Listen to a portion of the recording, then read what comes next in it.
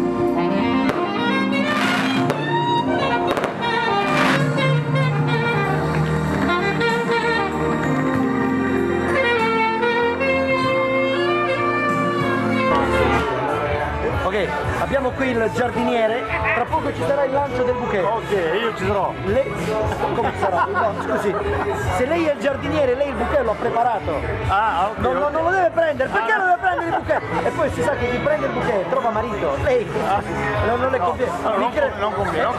Io sono sposato. È vero, no, è vero, guardi, sti tempi non si sa mai, non si sa no, mai. no. Anche perché lei è un bell'uomo, mi piace. Lei mi piace, lei mi piace. Prego. Voglio fare un ringraziamento a tutto lo staff, la cantante, DJ e tutti, grazie. Grazie! Ma che bello! Troppo buona. E allora io approfitto di questo ringraziamento per informare che... È la mamma dello sposo, È la mamma dello sposo. Allora mi permetta, signora, le devo dare un bacino, signora. Le devo dare un bacino. Grazie. 2, 1, lancio del bouquet!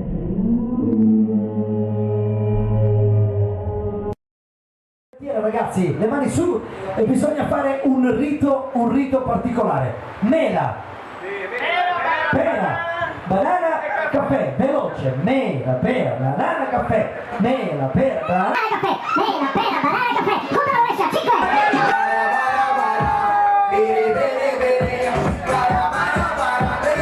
Io, vagabondo, che sono io, vagabondo che non sono altro. Buonasera a tutti quanti, buonasera dal più pazzo dei cantanti. Il mio nome è Lillo Strillo e sono qui per voi e ci divertiremo più che mai. Buonasera a tutti quanti, buonasera dal più pazzo dei cantanti. Il mio nome è Lillo Strillo e sto a disposizione giorno e notte su prenotazione. Questa sera